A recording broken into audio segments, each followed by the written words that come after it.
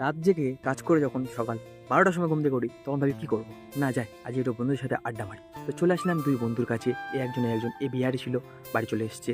তো ভাবলাম এর সাথে একটু বদমেশি করা যাক। তো এই ঘাসটা নিলাম, ঘাসটা নেওয়ার পরে ভাবছি কী করবো, একে দেবো না ওকে দেবো। তারপর না ভাবলাম বিহারি মালটাকেই দিই। তো বিহার থেকে এসে যেহেতু ডাইরেক্ট ওর মুখে দিয়ে দিলাম, ও দেখে মুখ ওই দিক ফিরিয়ে নিল, আর আমি দাঁত বার করে হি হি করে।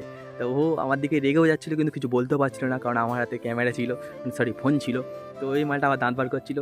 তো তারপর করে ভাবলাম যে আমার কেটিএমটা বার করে নিই, কেটিএমটা নিয়ে সোজা চলে গেলাম বাড়ির দিকে। তো বাড়ির দিকে যখন আসলাম দেখি বউ গান করছে, ও ডিজি ডিজি ইয়া হরে কৃষ্ণ গান করছে। তারপর ভাবলাম না একটু মা কালীর সাথে দেখা করা যাক। তো মায়ের সাথে দেখা করে নিলাম। এটা হচ্ছে আমাদের মা কালী বাড়ি ছাগল। ও না, এটা ছাগল না, এটা তো আমার হচ্ছে বাড়ি বামান, আমার হচ্ছে ছোটো মা ছোটো ছেলে। মাছের খোলটা নিলাম, মাছের খোলটা নিয়ে সোজা চলে যাবো পুকুর পাড়ে।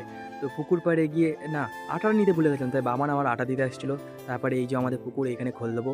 তো যাই হোক, আমি খোল দিই, তোমরা তো তোমার ভিডিওটা দেখো। তো সবাই সাবস্ক্রাইব, লাইক, কমেন্ট, শেয়ার করে দিও। Tata, bye bye.